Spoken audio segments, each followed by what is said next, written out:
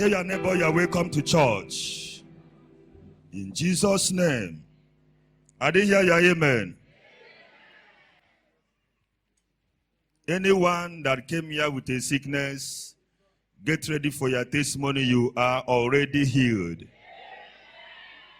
Any devil that has afflicted you with any form of sickness, disease, affliction, you are healed from such affliction.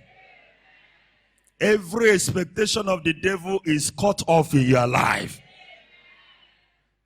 As this month is ending today, none of us will end today.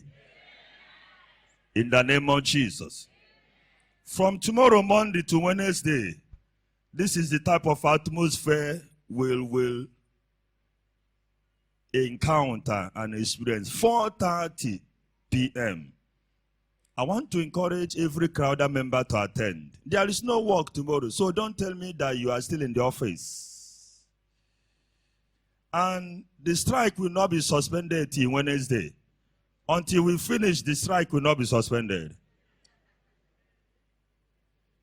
So that you will be here without excuse.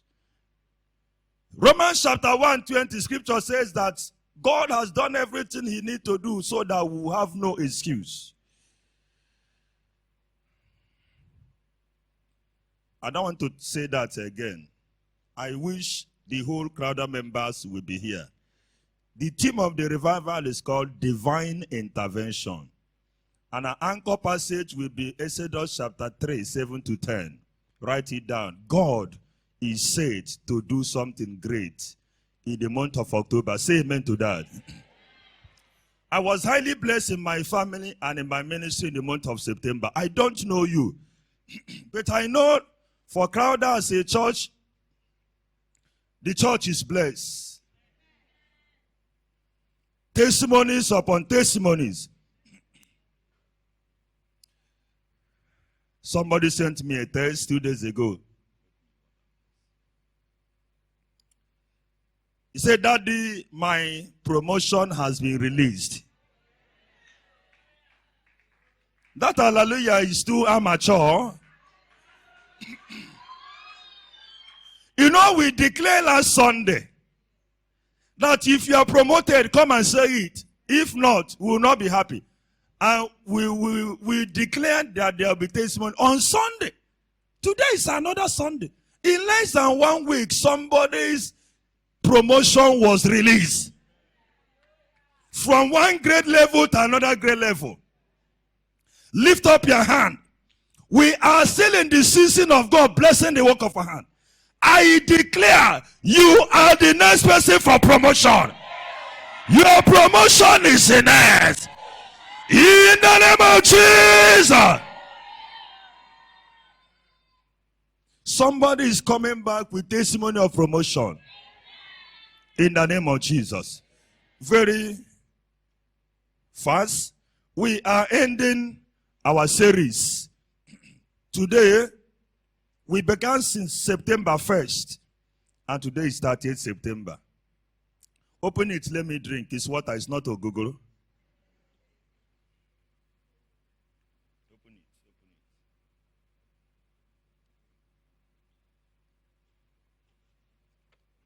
it. Our anchor passage was Proverbs chapter 12 verse 14. Maybe you have been eating too much of stew and ofe egusi. That's why my voice is like this. Tell my wife not to cook ofe egusi for me again. But fortunately, that is my favorite soup. I hate other soup. I don't like them. I complain about all of them. But when no egusi comes to table, every day is Christmas. And that's why my voice is like this. You know, it has a lot of oil and fat. From the fruit of their lips, people are filled with the good things, and the work of their hands brings them reward. God help us to begin this series. Let me do a little recap and say the final word. We started by dealing on divine keys for fruitfulness and fulfillment. We went into things we must do to receive fruitfulness and fulfillment. We talk about having our own business. We talk about not being idle and slothful. We talk about the fact that we must be diligent in our works and doing it as unto the Lord and working with the aim of satisfaction and fulfillment. We also talk about learning to be the best in whatever we do. We also talk about doing our work, our job, our ministry, our business, whatever we are doing them with righteousness, for there is reward in it.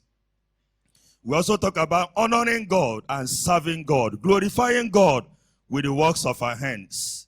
Wednesdays that followed, we ministered on God blessing our hands and prophesying into our hands. We discovered 15 things the devil can do to a man's hand, and the hand represents what you do. And we anointed our hands and we prayed concerning the things we do. 2 Sundays ago, we talked about releasing how best we can release the powers in our hands. We talk about realizing the fact that something beyond the ordinary is in our hands. We made a reference to Moses, who didn't know what God gave him, but for him he called it a staff and a rod. But for God it was an instrument and object of miracle. We also talk about being thankful for the little in our hands, why we expect the bigger thing. We made references to the widow of the prophet in 2 Kings chapter 4, where God took us to a deeper realm of understanding that passage. We also talk about Jesus feeding the 4,000, where we were making emphasis on recognizing the little we have in our hands. Last Sunday, our Father in the Lord took another dimension, because we have taken 3 weeks to ask God for blessing and for God to release this blessing. And last Sunday, he took it to the dimension of what are we ready to do for God? We have taken days and months asking God to do something for us. Last Sunday was, what are we ready to do for the sake of advancing the kingdom of God? Somebody shout hallelujah. And Wednesday, we also went into the last section of what the devil plans to do to hands, and we prayed. And we are going to bring it to a close, because from tomorrow, the month of October, we are going to begin another series after our 3 days revival. By the grace of God, we are trusting that the series will take us all through the month of October. All these messages are recorded in the media. You can place a copy and listen to them so as to follow. So I'm going to continue from the 3 points that have been made: doing the work of righteousness with our hands. Remember the example of the centurion in Luke chapter 7. Then Moses, and we talk about being thankful. Number 4, our anchor scriptures is Proverbs 12:14. And we've been looking at the second part of these scriptures. And the work of their hands bring them reward. And so we are talking about the next point on how we can release these blessings in our hands. Having discovered that verily, verily, there are blessings in our hands. John chapter 6. John chapter 6.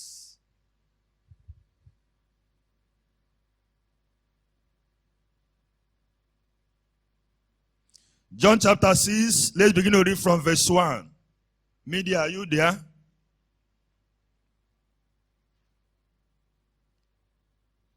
The fan is disturbing my book. Don't off the fan. Let me use something and hold. Good. Sometime after this, Jesus crossed the far shore of the Sea of Galilee. That is the Sea of Tiberias. And a great crowd of people followed him because they saw the miraculous signs he had performed on the sick. Then Jesus went up on a mountainside and sat down with his disciples. The Jewish Passover feast was nigh. When Jesus looked up and saw a great crowd coming towards him, he said to Philip, "Where shall we buy bread for these people to eat?" He asked this only to test him, for he already had in mind what he was going to do. Philip answered him, 8 months' wages will not buy enough bread for each one to have a bite. Another of his disciples, Andrew, Simon Peter's brother, spoke up. "Here is a boy with 5 small belly loaves and 2 small fish, but how far would they go among so many?" Jesus said, "Have the people sit down." There was plenty of grass in that place, and the men sat down, about 5,000 of them. Jesus then took the loaves, gave thanks, and distributed to those who were seated as much as they wanted. He did the same with the fish. When they had all had enough to eat, he said to his disciples, "Gather the pieces that are left over, let nothing be wasted." The last verse. So they gathered them and filled 12 baskets with the pieces of the 5 barley loaves left over by those who had eaten. May the Lord bless the reading of his word in Jesus' name. There are 2 things we touched in this passage before closing that day. Number 1 is that you must decide to be Andrew. Andrew is a solution provider, a pathfinder. Somebody that in the midst of everyone singing, echoing impossibility, Andrew is the person that must say there is every possibility in the situation.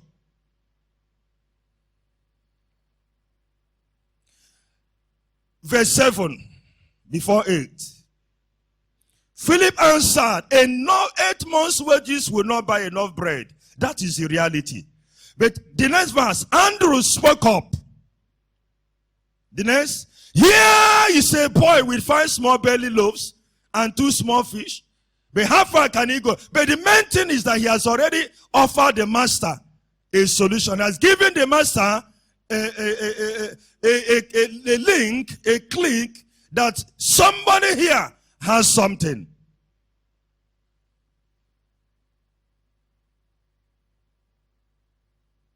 Praise God. That's the first thing we said that day.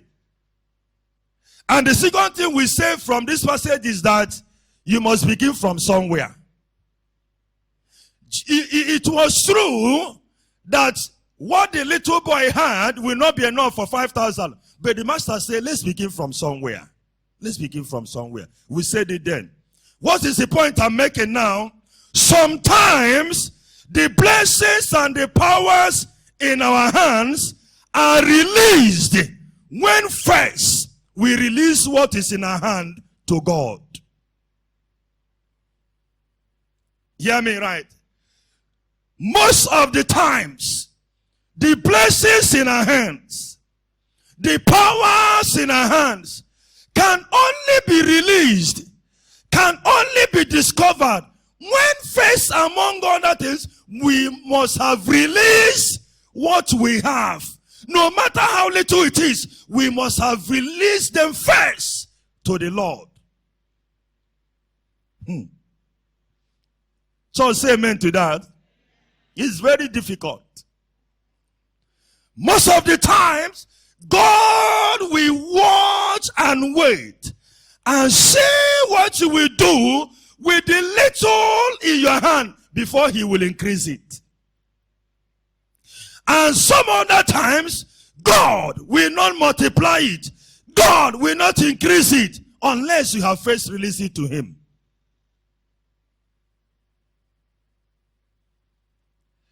The little boy, through Andrew, released what the mother gave him, probably his lunch.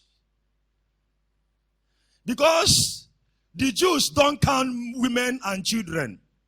But there is internal evidence. What we call in theology, internal evidence. You can ask Mommy Labaran, Rhoda, and Mrs. Olokun say, okay, what internal evidence means in theology? These are theologians and Crowder. Internal evidence means what you see in the scripture, clearly written, not by reason of archaeology or science. What you see in the scripture that validates anything the Lord is saying in the scripture is called internal evidence. So the internal evidence has told us that children were there. But the Jews, going by their culture, they don't count women and children in things like this. So Andrew said that there is a lad, a boy, with the fish and bread. The mother must, it was a revival. Jesus was the revivalist. And the mother said, we don't know when the master will close the revival. In case you are hungry, this is the bread and the fish you will eat.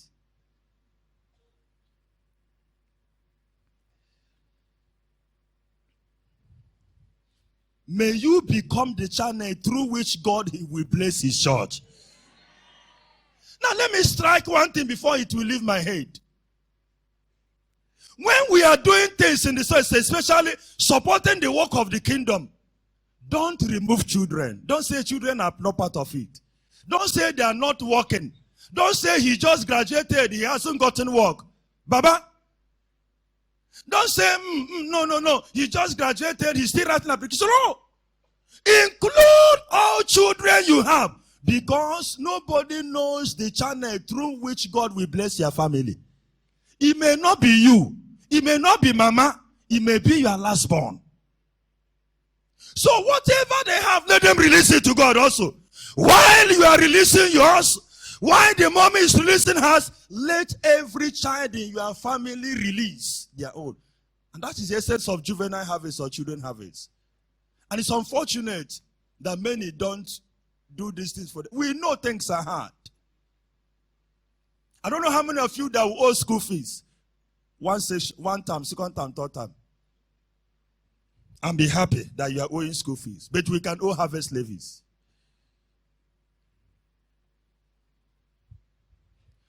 Sometimes, for the blessings in our hands to be realized, we will first of all release it to God first. I'll give us two examples. I'll move on. Number one, in Genesis chapter 18, the story of Abraham and Sarah. God had promised them in chapter 12 that he will make him into a great nation. Chapter 12, chapter 13, chapter 14, chapter 15, chapter 16, the devil brought an alternative. And that alternative has been the most costly mistake humanity has made, apart from the sin of Adam and Eve. Church, say, I hear you. Apart from the sin of Adam and Eve, the birth of Ishmael is the highest mistake humanity has made. The devil brought an alternative.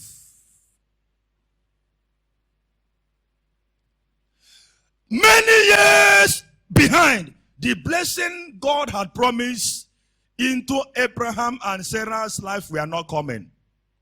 In chapter 18, there was a mission to Sodom and Gomorrah by angels. Abraham was resting under a tree in his compound. When he saw men, he saw by the eyes of the Spirit that these are not ordinary men. See, may you receive the eyes of the Spirit. Now listen, let me tell you. The man and the woman that the wife saw Elijah I said, darling, this man looks like a prophet. And I see him coming, coming in our community.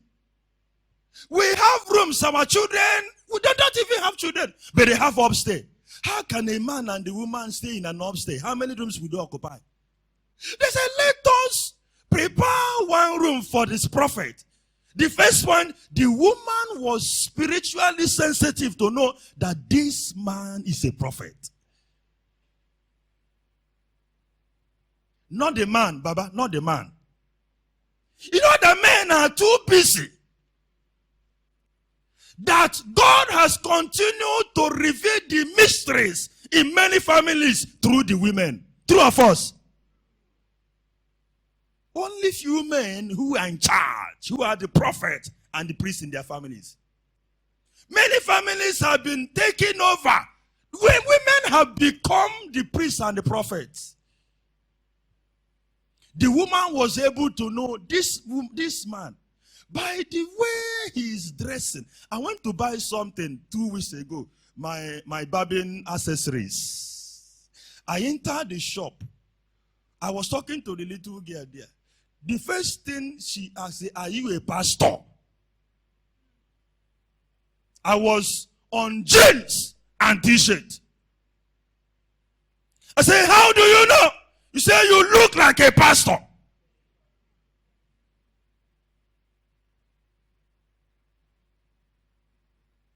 Opposite Adankulu, that's where I'm talking. Where they're selling barbing accessories. After I bought everything, I said, I am a pastor. Your eyes must be open in the spirit. Abraham was able to know that these 3 men, they are not just ordinary men. I have seen men passing my gate, but these men are strange men. He said, please, can you come? I have some rest and take some things. When they entered the house, Abraham ran inside, entered his kitchen, entered his house, and prepared food. Not knowing the man. He said, please come in and take something. Maybe where you are going is far. You just need a cup of water.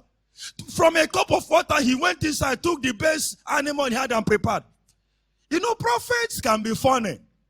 When prophets have a message for you, they will keep the message at the end of discussion. As soon as they release the message, they go. If you don't treat them well, they will go with the message. Many of us have missed our divine visitation through arrogance and being rude, through being insensitive in the spirit. Do you know that they release the message after they have eaten and they were picking their teeth and picking, they have finished everything. They said, we are in Sarah, their wife. Why wouldn't they give the message when they entered? Why wouldn't they give the message when they entered? May you never be so insensitive that you miss the date of your visitation. When they have finished eating, he said, where is your wife? Because they have received this message while on the way to Sodom and Gomorrah. He said, by this time next year, you will have a son. Abraham had received the promise. It doesn't end with the promise. Many people, God has promised them 15 years ago. It has not come to fruition. Many of us are the reason the prophecy and the promises have not come to fulfillment. I don't know the way man of God used to put it. You know, he has many Pentecostal languages, a way to put those. There's a way he put it. The prophecy and promise, I don't know. Don't end in receiving the prophecy. Ensure that prophecy becomes real. God had promised him in chapter 12. Abraham had to release the best he had. What do you think would have been the condition, the whole thing, if Abraham had not called them in and had not given them what he had in his hand? Maybe they would have gone with the message. But one thing is sure, the promise would have come to pass. Maybe it would have delayed more. Instead of 25 years, from chapter 12 to chapter 22, it may be 30 or 35 or 50.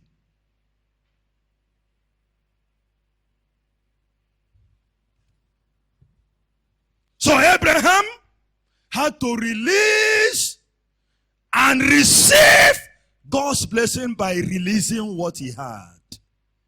You know, many of us find it difficult to release what we have. We are so, is it tight-fisted or hand-fisted? I don't know. Is it tight-fisted? Tight-fisted. Misery. All of them. Aradite, gum, spanner, whatever you can call it. Many of us are so, our hands are so erratic that even when God is speaking to you explicitly in the church, they don't open their hands. How is it that they have missed the blessings of God in their lives? Abraham had to release. Number 2, in 2 Kings chapter 17 verse 7, there was famine in the land. God told Elijah, go to a widow in Zarephath. I have prepared that widow to take care of you. 2 Kings 17. And when Elijah met her, she was preparing the last for she and the only son for them to eat and die. How can people see their death already coming? And people, how can people be preparing for their death? You can imagine such a thing. The woman knew that death was by the side. She knew that death was by the side. Look at in verse 14.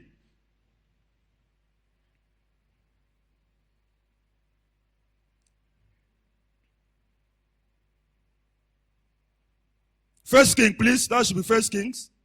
Am I right? First Kings 17. Look at verse 14. Elijah said, for this is what the Lord, the God of Israel, said, the jar of flour will not be used up, and the jug of oil will not run dry until the day the Lord send it. Now, the woman had, 1 Kings chapter 7, the woman had to release the only thing she had. And God was able to release back the awaited blessing. Now let me tell this. Why must she be a widow that God will send his prophet? Jesus even made a reference to it in Luke chapter 4. In the time and days of Elijah, there were many widows. Jesus acknowledged that. And it was only one widow of Zarephath that God sent the prophet. Why didn't God send Elijah to the governor's wife? Why didn't God send Elijah to the richest man in his city in Zarephath? He was a widow. I hope you are having some reflection. Why must God send the man of God to a widow and not to the rich and the mighty? God wanted to end famine in the widow's life. God knew that the rich and mighty could have more, even in the midst of famine. And he knew that this woman would, in fact, God knew that the woman was preparing the last she will eat. And God said, I will send an agent of multiplication in your life. What is the point I'm making? Crowder, most of the times, the little you have in your hand, you must release it to God. It may be 1,000, it may be 5,000, it may be 500. If God is calling for a release, for God to bring out the blessings in your life, you must release the little you have. And it's unfortunate many of us have been refusing this and rejecting this.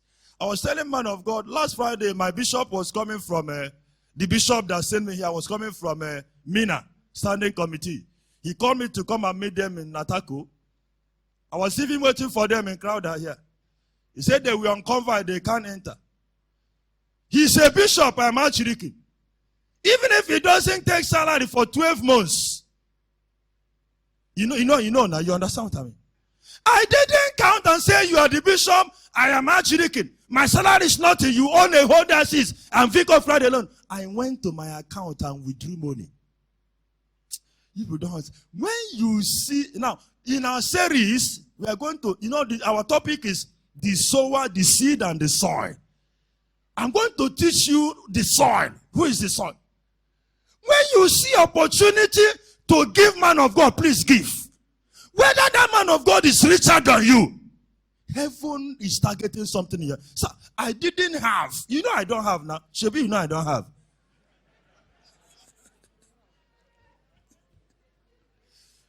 I withdraw 10,000 naira, my little money. When I spoke, I bought fruits. Ask favor. Ask Mommy Labaran. We chatted and chatted. I said, you can come and see Christ. He said, no. Can I see this bishop? All of them are covered. I said, well, my Lord, bara fuel. That is buy fuel. That was on Friday. On Saturday, somebody called me on phone. He said, send me your account number. And the person is from Crowder here. But you are not the person.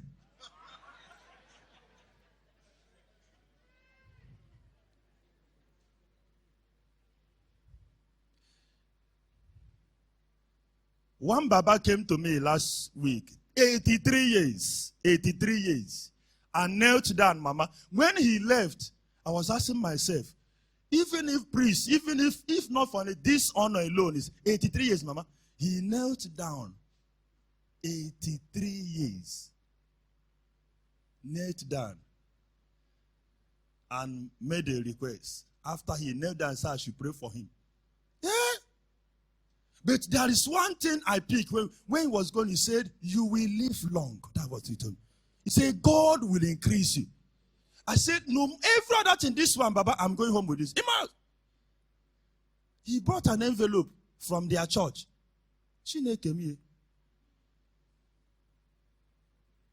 That I should invite me for their harvest personally.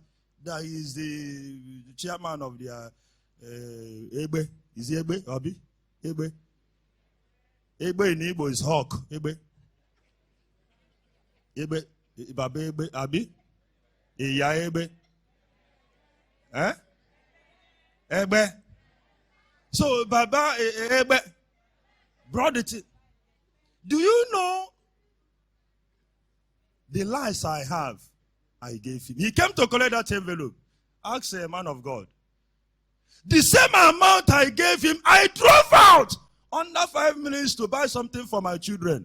Somebody saw me on the road and stopped me and gave me the same amount. Baba, most of the times, you have to release the little you have for God to visit you. That's the point I'm making.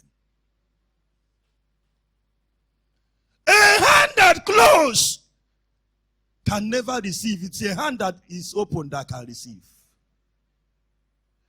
The little boy in John chapter 6 released the little he had. And what did they receive in return? Multiplication. Somebody say multiplication. The Bible said they had 12 baskets. Now I told you 2 weeks ago. And when they finished, Jesus must have said, Peter, carry 1 basket. Go and give your wife. Andrew, carry 1 basket. Go and give Mama Andrew. James, carry 1. Go and give Mrs. James.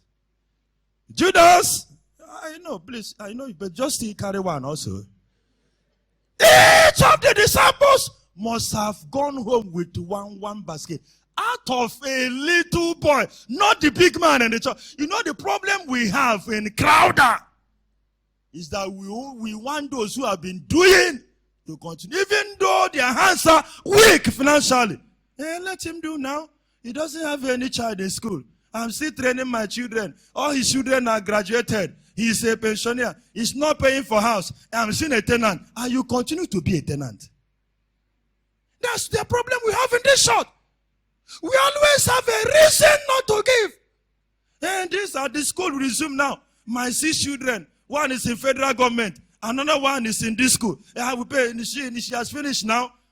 Who told you that is how God blesses? Lift up your hand.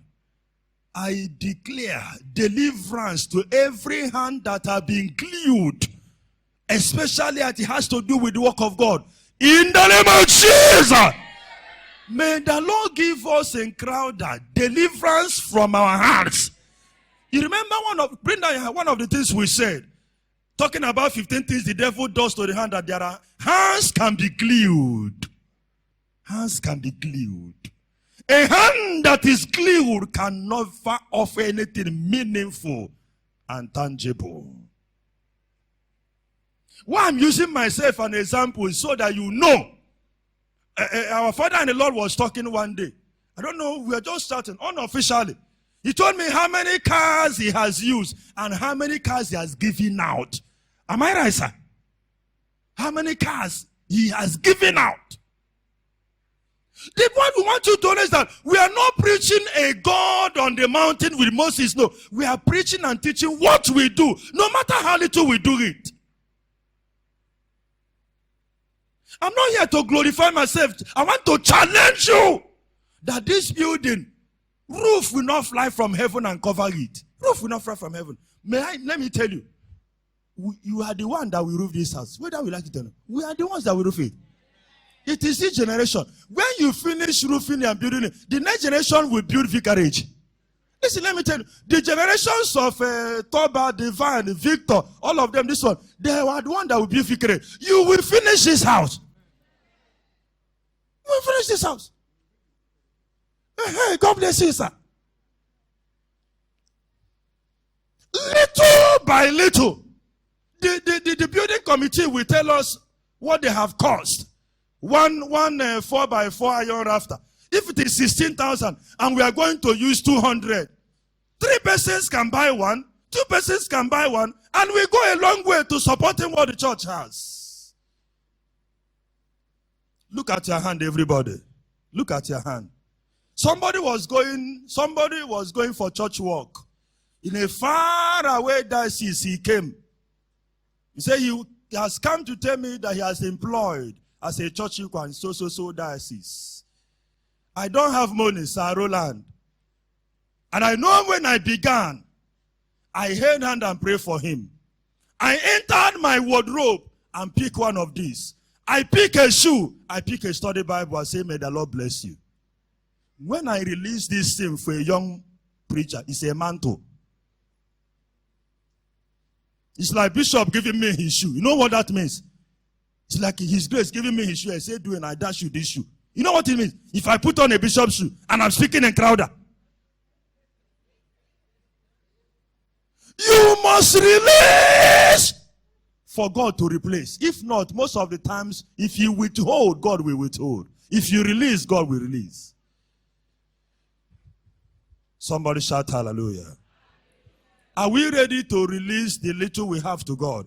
We are not talking about the big ones. If you look at what they released in the scripture, they were not big. Just a bread and fish. Just cooking and giving to the angels. Just preparing a food for the prophet, for the man of God. No matter how little your pension is, no matter how little your salary is, no matter how little your business is, what you did 2 years ago is for 2 years. What you did in the time of Enebabam was the time of Enebabam. Until this building is roofed and completed, you will continue to give. And you will not change church. You know you will not change church. Because if you change church, we come and announce that because of this building that you change church. That's what we say. You will not change church. You will not change church. May the Lord provide for you. May the Lord bless you. In the name of Jesus. Finally, the last point. Zechariah chapter 4 verse 10. New Living Translation. Zechariah chapter 4 verse 10. From today, learn how to release. You can release to the man of God. You can release to the church. I don't want to preempt our series for the harvest.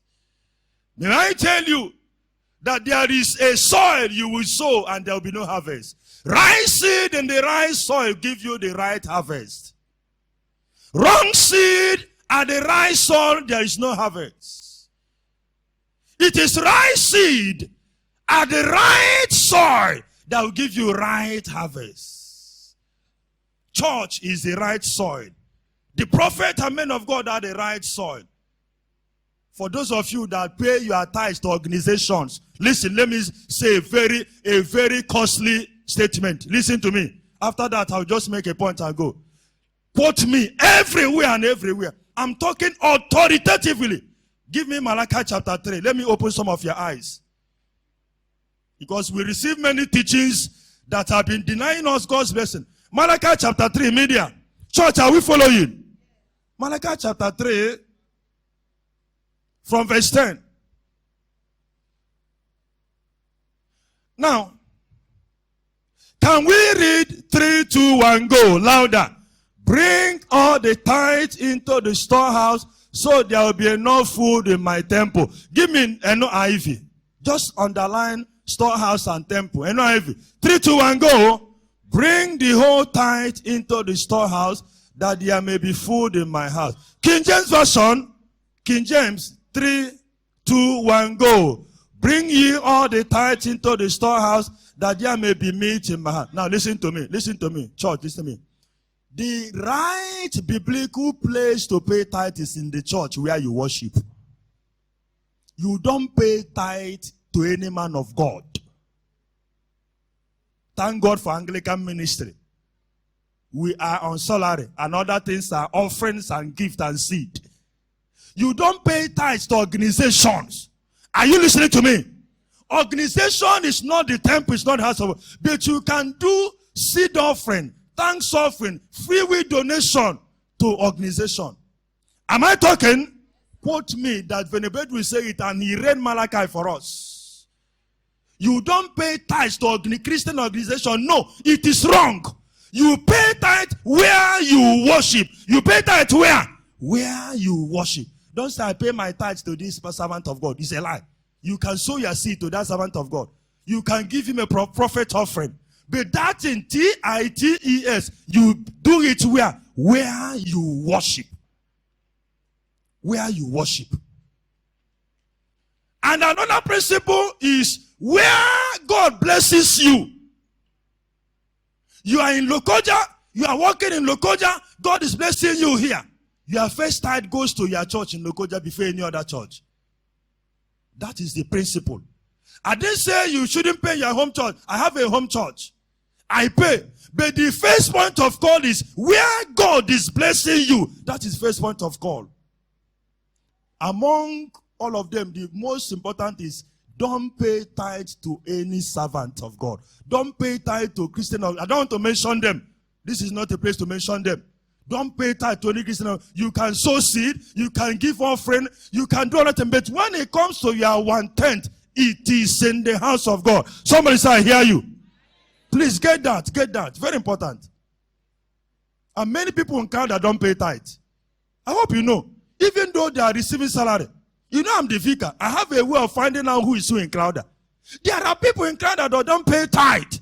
For us, clergy, our 6-month tithe goes to the diocese first. January to June goes to the diocese. By force. And all is by force. You must do it.